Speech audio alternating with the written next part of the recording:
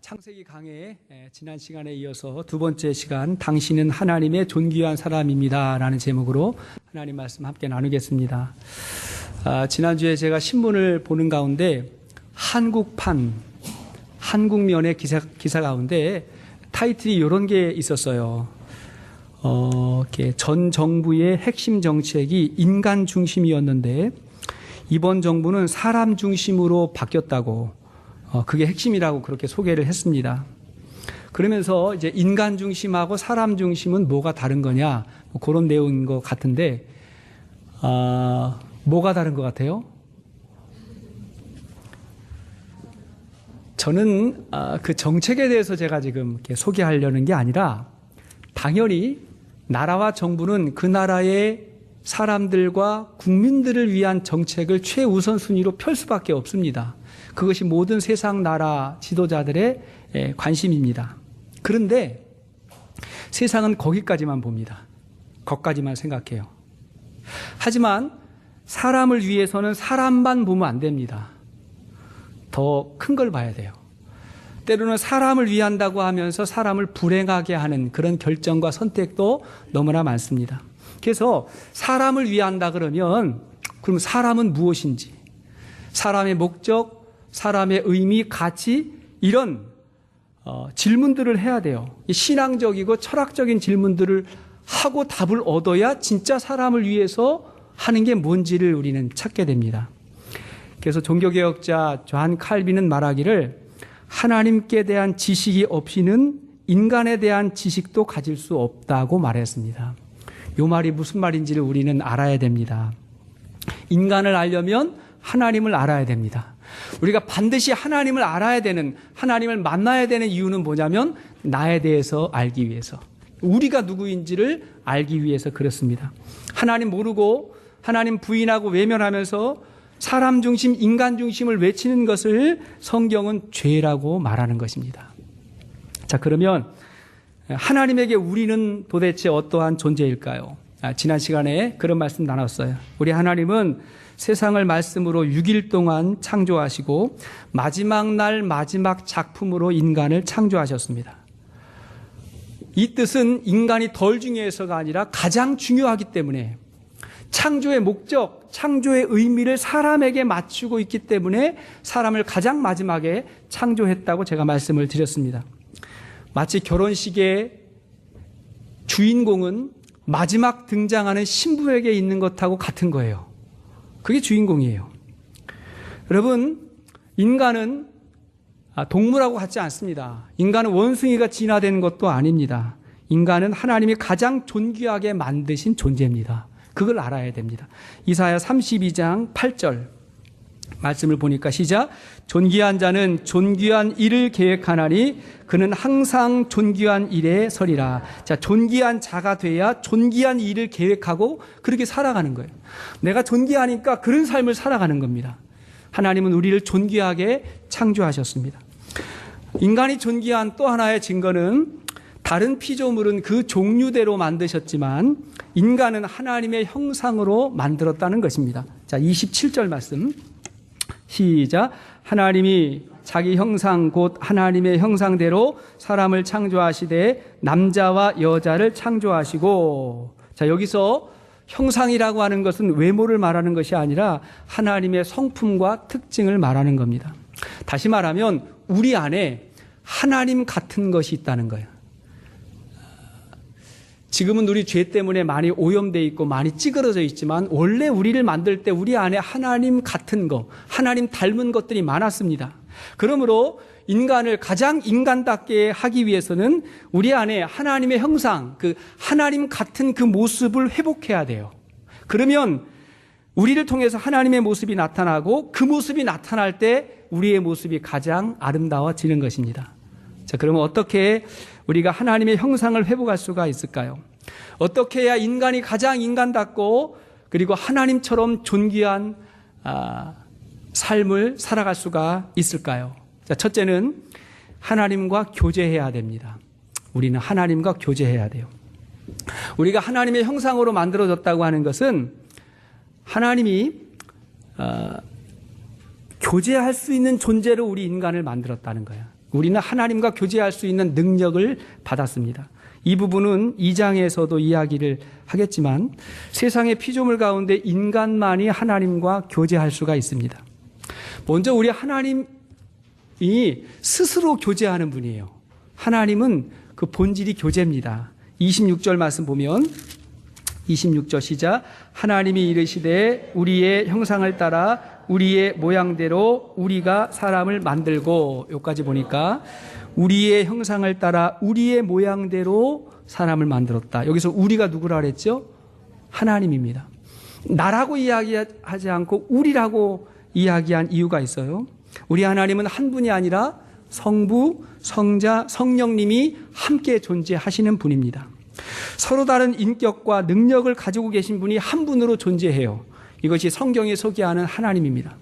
더 확실한 증거는 창세기 1장 1절에 태초에 하나님이 천지를 창조하셨다의 그 하나님이라고 하는 말이 히브리어의 엘로힘이라고 하는 말인데, 엘로힘이라는 말도 복수입니다.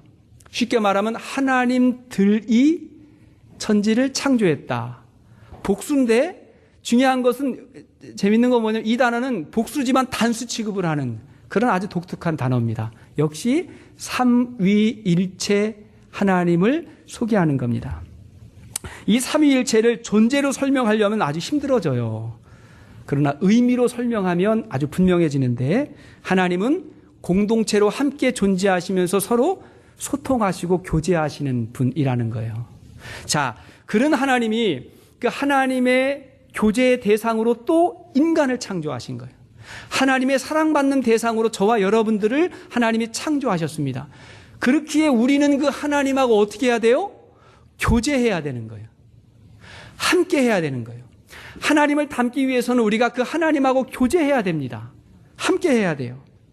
여러분, 함께 하면 닮지요? 부부도 닮잖아요. 목장 식구들끼리 서로 닮아가죠? 서로 닮아가고, 여러분들이 좋아하실런지 모르겠지만 교인들은 목사를 닮아가요. 아멘 하신 분에게 축복이 있을지어다. 교제하면 닮아가요. 우리가 하나님과 교제하면서 하나님을 닮아가는 거예요. 예수님 바라보면서 예수님처럼 되는 거예요. 어떻게 교제해요? 예배하고 기도와 말씀으로 친밀하게 하나님과 함께하면 하나님의 형상을 그렇게 회복해 가는 겁니다. 이렇게 하나님을 닮게 되면 우리도 관계를 중요하게 여기고 관계를 잘 맺는 그러한 존재가 됩니다. 이게 굉장히 중요해요. 왜? 행복은 관계 속에서 오기 때문에 그렇습니다. 동부의 명문 카네기 멜론 대학의 코헨 교수가 4년간 400여 명의 사람들을 대상으로 연구를 했답니다. 어떤 연구냐면 사람의 관계와 우리 건강하고 어떠한 영향이 있을까를 주제를 가지고 어떤 실험을 했냐면 각각의 사람들에게 감기 바이러스를 주입한 거예요. 400여 명이 넘는 사람들에게 감기 바이러스를 주입하고 감기가 걸리는가 안 걸리는가를 본 거예요. 여러분, 바이러스가 들어왔다고 다 감기 걸리는 건 아니죠? 들어왔어도 안 걸리는 사람도 되게 많거든요. 근데 이게 넣어봤어요. 넣어봤더니 조사 결과 7가지 이상의 관계를 가지고 있는 사람에게는 한 사람도 감기가 없었어요. 그러니까 쉽게 이야기하면 7가지의 모임, 교회, 학교, 가족, 어떤 공동체, 목장, 이런 모임을 7가지 이상 가지고 있는 사람은 한 사람도 감기가 걸리지 않았는데 관계가 적을수록 감기가 많이 걸렸어요. 교회 열심히 오면 감기도 안 걸립니다. 감기 때문에 교회 못 온다고 생각하지 마시고 감기가 걸렸으면 더 적극적으로 목장과 교회를 찾아가야 됩니다. 사람을 찾아가야 돼요. 감기 걸렸을 때는 말고 그때는 옮길 수가 있으니까 그 전에 열심히 관계를 맺으면 그러면 건강의 축복이 임하는 겁니다. 우리 교회가 목장교회를 강조하는 이유가 여기 있습니다. 공동체 속에서 서로 채워주고 용서하고 사랑을 배우면서 우리는 하나님의 형상을 회복해가고 우리의 영과 육이 건강해지는 겁니다. 만일 이런 하나님과의 교제를 잃어버리면 인간은 자연과 동물과 교제하는데 요거를 숭배한다 그래요. 우상이 돼버립니다. 동물을 숭배하고 동물처럼 되려고 하는 그러한 이상한 습성이 역사 가운데 하나님을 모르는 사람들에게 나타났어요. 우리 동양 사람들, 특별히 한국 사람들 보면 동물띠 같은 거 있죠. 동물띠. 사람이 태어나면 너는 쥐띠야, 너는 소띠야, 말띠야, 돼지띠야. 이거 뭐예요? 사람을 동물로 이렇게 비유한 거죠. 그러면서 막 그래요. 동물로 딱 비유하면서 말띠는 팔자가 안 좋아, 사나워. 양띠는 순해. 그러면서 자꾸 사람을 동물로 비하하잖아요. 좋은 거예요, 안 좋은 거예요? 별로 안 좋은 거라고 생각합니다. 우리는 그냥 생각 없이 그렇게 살았던 거예요. 그 문화 속에서 살다 보니까. 이렇게 이야기하면 좀 죄송한데, 너는 개 같은 거야, 너는 소 같은 거야, 이렇게 이야기하고도 우리는 전혀 이상하지 않다고 생각한 거예요. 개띠, 소띠 그러면서. 여러분, 저는 우리 아이들의 띠를 몰라요. 걔네들이 무슨 띠인지를 제가 몰라요. 제 생각을 별로 안 해봤거든요. 대신에 하나님이 주신 가장 귀한 선물로만 압니다. 하나님의 선물이다. 우리는 하나님과 교제하면서 하나님의 형상, 하나님 다음을 회복하면서 존귀한 존재가 되는 줄로 믿습니다. 두 번째, 하나님의 형상을 회복하려면 하나님의 관리자로 살아야 됩니다. 하나님이 우리를 관리자로 만드셨기 때문에 그렇습니다. 28절을 보니까 28절 시작. 하나님이 그들에게 복을 주시며 하나님이 그들에게 이르시되 생육하고 번성하여 땅에 충만하라. 땅을 정복하라. 바다의 물고기와 하늘의 새와 땅에 움직이는 모든 생물을 다스리라 하시니라. 자, 이 말씀이 소위 문화 명령이라고 일컬어지는 하나님이 인간에게 맡긴 사명이에요. 너희에게 맡겼다. 뭐라 했어요? 생육하고 번성하여 땅에 충만하라. 땅을 정복하라. 모든 생물을 다스리라고 하셨습니다. 이 말씀을 잘못 이해하면 인간이 자연을 함부로 지배하고 훼손할 수 있는 것처럼 여겨지지만 절대로 그런 의미가 아니라 하나님의 뜻은 뭐냐면 하나님의 방법대로 통치하라는 거예요. 무엇을? 세상을, 자연을. 하나님이 처음 만들었을 때 너무 보시고 좋았는데 하나님이 좋다고 했던 그 모습을 우리가 잘 관리하고 유지해서 이 세상에 하나님됨을 드러내는 것이, 그것이 저와 여러분들의 사명인 것입니다. 그게 청직이에요. 관리자입니다. 지난 제자반 성경 공부 과정 가운데 이 앞에 나왔던 6분 중에 있는 사람들 중에 제가 성경 공부 처음 시작하면 간단한 질문을 하고 시작하거든요. 마음을 열기 위해서. 제가 지난주에는 그런 질문을 했어요. 당신이 기적을 일으킬 수 있는 능력이 있다면 뭘 원하겠습니까? 어떤 기적을 원하겠습니까? 이렇게 물었더니 그 중에 한 분은 뭐 LA 다저스가 이번에 우승하는 거요, 뭐 그렇게 이야기한 분도 있었는데, 그 중에 한 분이 이런 이야기를 했어요. 자연이 회복되고 푸르고 무성했으면 좋겠습니다. 이렇게 이야기하신 분이 있어요. 환경부 공무원인 줄 알았어요. 아니면 자연주의자인지 모르겠지만 가장 분명한 것은 복음주의자입니다. 성경주의자예요. 왜 그래요? 오늘 말씀이 그렇잖아요. 우리가 이 세상 자연을 관리하고 아름답게 가꿔야 되는 것은 자연법 때문이 아니라 하나님의 사명이기 때문에, 우리에게 맡겨주신 사명이기 때문에 그래요. 여러분, 그리스도인들이 쓰레기 함부로 버리고 환경을 오염하고 훼손하고 그러면 그거는 세상법 이전에 하나님의 법을 우리가 어기고 있는 겁니다. 그 법을 어기잖아요? 그러면 우리가 손해를 보게 돼 있어요. 작은 어항 속에 금붕어 2마리가 살았답니다. 둘이 하나님하고 교제했으면 둘이도 서로 잘 교제했을 텐데 하나님을 몰라서 그랬는지 툭 하면 싸웠대요. 툭 하면 갈등하고. 그러다 어느 날 이 둘이 아주 심각하게 대판 싸웠는데, 그러다가 그 중에 다친 금붕어 1마리가 상처를 크게 입고 그러다가 죽었대요. 그러니까 살아남은 금붕어가 혼자 남아가지고, 이제는 내 세상이다. 이것이 다 이제 내 것이고, 그 다음에 먹이를 주면 이게 반으로 나누지 않아. 내가 나만 먹으면 된다. 이렇게 이제 잠시 기뻐했는데, 며칠 지나고 나서 그 금붕어도 죽었답니다. 왜냐하니까 죽은 물고기가 몸이 썩어가면서 악취를 내어서 물이 썩었어요. 물이 썩어서 자기도 죽었다는 거예요. 뭔가 의미가 있어요. 하나님은 인간에게 최고의 환경과 조건을 만들어 주셨는데, 인간의 욕심과 탐욕이 자연과 환경을 파괴하면서, 그러면서 점점 우리가 살아야 되는 이곳에서 우리가 살지 못하는 그런 일들이 벌어지게 되는 것을 저와 여러분들이 보게 됩니다. 이것이 오늘 우리 시대가 겪고 있는 딜레마예요. 점점 어려워지는 그런 상황들을 보게 됩니다. 성경을 보면요, 피조물들도 자연도 고통하고 있어요. 인간만 힘든 것이 아니라 자연도 구원을 갈망하고 있는 것을 영적으로 눈이 떠지면 보게 됩니다. 오염된 물, 훼손된 자연, 산림 이런 걸 보면서 저들도 구원을 원하고 있구나라는 것을 생각하는데 성경에 나와요. 로마서 8장 21절 이하의 말씀이에요. 자, 시작. 그 바라는 것은 피조물도 썩어짐의 종노릇 한 데서 해방되어 하나님의 자녀들의 영광의 자유에 이르는 것이니라. 피조물이 다 이제까지 함께 탄식하며 함께 고통을 겪고 있는 것을 우리가 아느니라. 이 피조물 자연도 같이 고통하고 있고 우리가 구원받기를 원한다는 거예요. 우리가 구원받아야 그들도 구원이 임한다는 것을 알기 때문에 그들도 우리의 간절한 구원을 고대한다는 거예요. 그게 자연의 원리입니다, 여러분.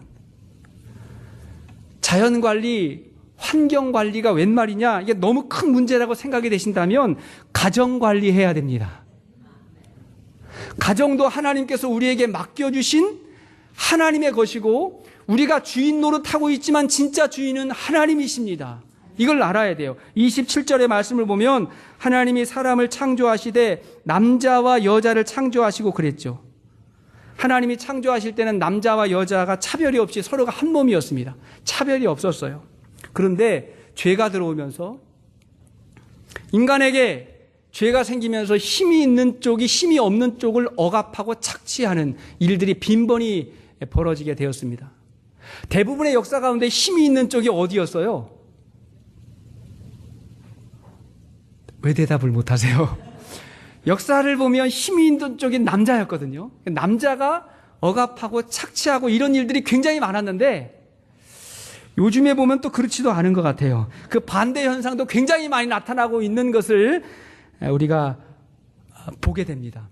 그 대답 잘 못하는 거죠. 어디가 억압하는지. 중요한 건 뭐냐면요, 남자는 하나님께서 나에게 이 가정을 맡겨주셨으니까 하나님이 나를 통해서 이 가정을 축복하실 때 내 역할이 무엇인가, 그걸 생각하는 거예요. 내 역할이 무엇인가.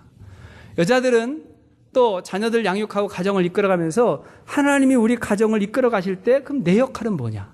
그러니까 하나님의 대리인으로, 하나님의 관리자로 우리 가정을 하나님의 가정으로 만들어가는 사명이 저와 여러분들에게 있다는 사실을 기억하십시오. 그래야 축복된 가정이 됩니다. 자, 그러면 하나님의 형상을 회복하려면 세 번째, 가장 중요한 것인데 우리는 세상을 축복하며 살아야 됩니다. 세상을 축복하며 살게 돼요. 이게 아주 중요한 개념입니다. 우리 하나님은 우리를 축복하시는 분이십니다. 여러분 믿습니까? 하나님이 우리를 축복하세요. 28절 말씀 보니까 하나님이 그들에게 복을 주시며 하나님이 그들에게 이르시되 생육하고 번성하여 땅에 충만하라. 먼저 뭘 주셨다고요? 복을 주셨어요. 복을 주시고 그걸 가지고 다스리고 관리하라고 한 거예요. 하나님이 주신 걸 가지고, 그 복을 가지고 세상을 아름답게 다스리고 관리하라는 거예요. 여러분, 하나님이 인간에게만 주신 축복이 있죠. 여러 가지가 많이 있습니다. 뭐가 있죠? 인간에게만 언어를 주셨습니다. 물론 동물들도 나름대로의 소통 방법이 있지만 굉장히 원시적인 거고, 인간은 그렇지 않습니다. 인간은 굉장히 정말 잘 소통할 수 있는 언어가 있어요. 근데 하나님께서 이 세상을 말씀으로 창조하셨듯이 우리의 언어에는 창조의 능력이 있습니다. 우리가 하는 말에는 창조의 능력이 있어요. 우리가 잘 아는 이야기죠. 물을 말로 축복했더니 물 입자가 깨끗해지고 건강해졌다는 이야기 여러분 잘 알죠? 물에도 입자가 있는데 그 물을 축복하고 사랑하고, 그죠? 노래해줬더니 물이 아주 깨끗한 입자를 갖게 되더라. 집에서 화초를 기를 때에도 사랑한다고 고백하면 정말 존귀하게 화초를 여기면 그것들이 알아듣는다 그래요. 알아듣는다 그래요. 그러니 우리의 말에 엄청난 창조의 능력이 있는 거예요. 말로 다른 사람을 축복해야 돼요. 격려해야 돼요. 내 입술의 말과 마음의 모든 묵상이 하나님이 기쁘실 만한 그런 말과 선포를 할 수 있기를 바랍니다. 굉장히 중요해요. 우리가 목장 모임 할 때도 보면 처음에 피곤한 몸으로 목장에 올 때도 있는데, 근데 거기 앉아가지고 같이 이야기하다 보면 나중에 끝날 때 되면 힘이 생겨요. 생기가 돋아요. 그 이유 중에 하나가 뭐냐면 우리가 말로 축복했거든요. 말로 격려했거든요. 기도했거든요. 우리의 말에, 우리의 기도에 창조의 능력이 있어서 그 영혼을 새롭게 하는 그 힘이 그에게 부어진 겁니다. 우리의 입술은 그런 입술로 사용될 수 있기를 바랍니다. 하나님이 우리에게 주신 이 소중한 도구가 세상을 저주하고 원망하고 불평하는 그런 도구가 되지 아니하고 아름다움을 이렇게 전해줄 수 있는 그런 입술이 될 수 있기를 바랍니다. 요한 1서 3장 18절 말씀을 보니까 시작. 자녀들아, 우리가 말과 혀로만 살아가지 말고 행함과 진실함으로 하자. 이 말은요, 행함과 진실함 이전에 말과 혀로도 해야 된다. 행함과 진실함도 별로 없으면서 말도 안 하면 안 돼요. 말을 많이 해야 돼요. 사랑한다고, 참 고맙다고, 당신은 나에게 소중한 존재라고, 그렇게 이야기를 많이 해야 됩니다. 또 인간에게는 상상과 창조의 능력이 있어요. 상상력, 창조의 능력. 인간은 그림을 그릴 수 있는 능력이 있고, 또 음악을 만들고 미와 아름다움을 추구할 수 있는 능력이 우리에게 있습니다. 세상을 아름답게 창조하신 하나님의 능력을 저와 여러분들에게 주셔서 이 세상을 아름답게 만들어 가도록 우리에게 사명을 주신 거예요. 여러분, 우리가 아름답게 살아갑시다. 노래하는 사람은 아름다운 노래를 불러서 하나님을 찬양하고, 그 다음에 사람들에게 아름다움을 선사하고, 그림을 그리는 사람은 이 그림으로 하나님을 높이고 사람들에게 아름다움을 보여줄 수 있는 그러한 예술을 할 수 있었으면 좋겠고요. 옛날에는 다 그런 목적을 가지고 하나님을 찬양하고 아름답게 했는데, 요즘에 와서는 그 하나님을 잃어버리니까 음악을 들어도 마음이 혼란하고, 그림을 봐도 무슨 그림인지 모르겠고, 이런 혼란한 현상들이 많이 일어나요. 다시 혼돈과 공허로 다시 가게 된 게 너무나 많아요. 다시 우리의 이 아름다움을 추구할 수 있는 능력을 통해서 하나님의 영광을 드러낼 수 있는 저와 여러분들 될 수 있기를 바랍니다. 중요한 것은요, 하나님은 우리를 거룩한 존재로 만들었어요. 거룩한 존재로. 거룩함은 구별됨이거든요. 구별된 존재로 만들었어요. 근데 이 구별된다고 하는 말을 소극적으로 적용하면 자꾸 죄를 피하고 거부하는 거, 죄 안 짓고 죄 거부하고, 이걸로만 생각하는데, 거룩함의 적극적인 의미는 뭐냐면 영향력을 적극적으로 발휘하는 거예요. 적극적으로 선을 행하고 축복하는 거예요. 이 거룩함을 우리가 회복해야 됩니다. 왜? 세상이 너무 무너졌고 훼손됐기 때문에. LA 한인타운에서 운전하기 어렵다고 하는 분들이 종종 있습니다. 낮에도 운전하다 보면 신호가 떨어지기가 무섭게 뒤에서 막 경적을 울려대요. 빨리빨리 가라고, 그런 차들이 있는데, 그게 또 기분 나빠가지고 어떤 사람은 또 차를 세우고 싸우고 그러는 일들도 벌어지고 그럽니다. 제가 미국에서는 그런 적이 없는데, 한국에서 새벽에 교회 가다가, 새벽 기도 가다가 신호가 걸려가지고 딱 섰더니 뒤에 차가 한 대 있었던 모양이에요. 종종 그 차가 경적을 울려요. 가라는 거예요. 이 새벽에 무슨 신호를 지키냐고, 빨리 가라고. 네가 가야 내가 갈 수 있지 않냐고 막 누르는 거예요. 그러면 안 가요. 당연히 가지 말아야죠. 그때 가만히 있는 거예요. 그때 우리가 알 수 있는 게 뭐냐면, 다른 사람을 관리하려면 뒤에 있지 말고 앞에 있으면 더 효과적이라는 것을 우리가 알게 됩니다. 뒤에서 교통신호 지키라고 아무리 말하는 것보다 앞에서 지키면 뒤에서 따라오게 돼 있어요. 그걸 영향력이라 그래요. 선한 영향력. 우리가 선한 영향력을 발휘하면 사람들이 따라오게 돼 있어요. 우리가 좋은 위치를 선점하지 않으면 악한 사람들의 지배를 받게 됩니다. 그러니까 우리가 열심히 선한 영향력을 끼치려고 노력하는 게 하나님의 뜻이라고 저는 믿어요. 여러분, 우리가 영향을 받는 위치가 아니라 영향을 줄 수 있는 위치가 돼야 됩니다. 종종 성도들 중에 목사님, 예전에 교회 오기 전에 만났던 그 친구들하고 어떻게 해야 됩니까? 친구들이 연락도 하고 만나자 그러는데, 만나면 또 다시 옛날 모습으로 교제해야 되고 또 이제 그때 모습으로 갈 것 같은데 어떻게 해야 됩니까? 라고 물으면 저는 이렇게 이야기해요. 영향을 줄 수 있으면 만나고 영향을 받을 것 같으면 만나지 마시라고. 만나가지고 옛날처럼 영향을 받아가지고 똑같이 옛날 모습으로 돌아갈 것 같으면 안 만나는 게 거룩한 거고, 만나서 그들에게 선한 영향력을 끼쳐서 그들을 하나님으로 좋은 쪽으로 인도해 갈 수 있으면 그럼 만나야지요. 그게 거룩함이에요. 만나야죠. 우리는 거룩하지 않으면서 비난만 할 때가 종종 있습니다. 최영기 목사님의 간증 가운데 이런 간증이 있었어요. 그 교회 목자로 섬기던 김의신 박사님에 대한 간증 소개한 것이 있었는데 굉장히 인상적이었습니다. 이분은 휴스턴에 있는 유명한 병원이에요. MD 앤더슨의 종신교수로 암치료의 전문 권위자입니다. 이분의 이름을 알고 계신 분들도 많을 거라고 생각이 돼요. 이분이 이제 그 병원에 있을 때 그 한국의 이건희 전 회장도 이제 이분에게 수술받고 치료받고 그러셨답니다. 그러다가 이분의 이제 권위가 막 이렇게 소개가 알려지면서 한국의 국립암센터에서 이분을 원장으로 초빙을 했어요. 원장으로 와달라고 초빙을 했는데 주위에서 굉장히 많이 말렸답니다. 상당히 여러 가지 다를 거라고 말렸는데 이분이 가족도 미국에 다 두고 월급은 3분의 1 수준밖에 되지 않는데 이분이 이제 가셨대요. 원장으로 가셨는데 이분의 사명은 뭐냐면 환자를 치료하는 건 첫 번째 당연한 사명이고 그 다음에 병원의 문화를 바꾸는 거였대요. 내가 좀 새롭게 바꿔보자. 왜냐하니까 한국의 의사들이 굉장히 권위적이고 딱딱합니다. 경험해 보신 분들은 아실 거예요. 굉장히 권위적이고 딱딱합니다. 문화를 좀 바꿔보자. 이분이 가셔가지고 원장인데 국립암센터의 원장인데 그럼에도 불구하고 이제 누가 찾아오면 일어나가지고 반갑게 앞으로 가가지고 맞아주고 사람들을 환영하고 그랬다는 거예요.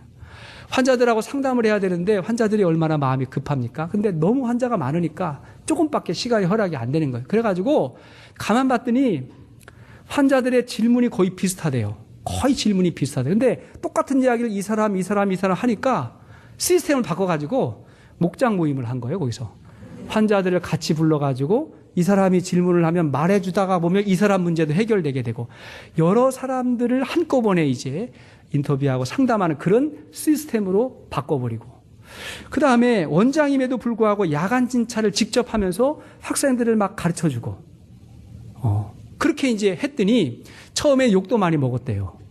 그렇게 한다고 뭐 이게 잘난 척 하는 거냐 그게 미국 티내는 거냐 그런 이야기도 들었는데 시간이 지나고 나니까 병원의 문화가 바뀌는 거예요. 한 텀 지나고 또 다시 재임되고 계속해서 영향력을 발휘하면서 그 병원 자체가 새로운 문화로 바뀌고 있다고 하는 것을 이야기하는데 굉장히 저는 부러웠어요. 그 이유가 어딨냐? 이분이 목자하면서 섬김이 몸에 배서 그래요. 섬기는 게 더 좋고 그게 더 익숙해요. 그러면서 섬김을 보여주고 그것을 더 좋은 모습으로 바꿔나가는 거죠. 그게 예수님의 모습 아닙니까? 저와 여러분들이 어떤 모습에 있든지 그 자리에 여러분이 계시면 여러분들이 예수님인 것처럼 그 자리를 새롭게 바꿔나갈 수 있기를 축복합니다. 그게 우리의 사명이잖아요. 거기에서 영향력을 발휘할 수 있도록 우리가 복을 받아야 돼요. 하나님의 복을 주시면 그러면 하나님의 축복을 이렇게 나눌 수 있는 그러한 삶을 살아갈 수 있기를 바랍니다. 그럴 때 하나님의 형상을 회복할 수 있지가 않겠습니까? 다 회복하는 거예요. 어느 삶의 모습에 있든지 다 마찬가지입니다. 거기에서 하나님의 사람으로 살겠습니다. 말씀에 결론을 맺겠습니다. 하나님께서 이렇게 세상을 만드시고 모든 것을 인간에게 맡기신 후에 하나님이 뭐라고 말씀하셨지요? 31절 말씀 보겠습니다. 시작. 하나님이 저녁이 되고 아침이 되니 이는 여섯째 날이니라. 여기 보니까 보시기에 심히 좋았다. 심히 좋았다. 그러니까 첫째 날, 둘째 날에는 그냥 좋았다 그랬는데 마지막에 인간을 만들고 인간에게 모든 것을 다 맡겨준 다음에 그 다음에 심히 좋았다고 해서 심히 좋았다. 그러니까 여러분 하나님의 기쁨이 우리에게는 큰 축복이 되는 겁니다. 하나님이 기뻐하시면 그게 우리에게 복이 되는 거예요. 어느 집 가정의 아이가 공부를 잘했답니다. 공부를 잘해가지고 아빠가 아이에게 야, 참 고맙다. 공부 잘해줘서 이렇게 말했대요. 참 고맙다. 그랬더니 아이가 말하기를 아빠 우리가 잘했는데 왜 아빠가 고마워? 우리가 잘하면 우리가 좋은 거잖아. 왜 고마워? 이렇게 이야기했대요. 그러니까 아빠가 이렇게 대답을 했어요. 내가 잘 되는 것이 아빠의 가장 큰 기쁨이야. 그러죠? 내가 잘 되는 게 아빠의 가장 큰 기쁨이야. 또 이게 우리 하나님의 마음일 거라고 저는 생각합니다. 가끔 철없으면 자녀들이 그래요. 가끔.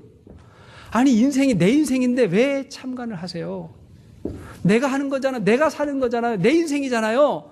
이렇게 이야기를 한다 그러면 자녀가 잘 못되고 그죠? 자녀가 아픔이 있으면 부모님들이 평생 마음이 아프잖아요. 그걸 어떻게 분리할 수가 있겠어요? 그러니까 부모님이 기뻐하시는 것이 자녀에게도 큰 복이 되는 것처럼 하나님이 기뻐하시는 삶을 살아갈 때 우리에게도 가장 큰 축복이 된다는 사실을 기억하십시오. 하나님의 기쁨이 아니면 우리에게도 좋은 게 아닙니다. 하나님의 기쁨이 될 수 있는 선택, 그런 삶, 그러한 마음을 가지고 살아갈 수 있기를 주의 이름으로 축복합니다. 찬양 같이 한번 하시겠습니다.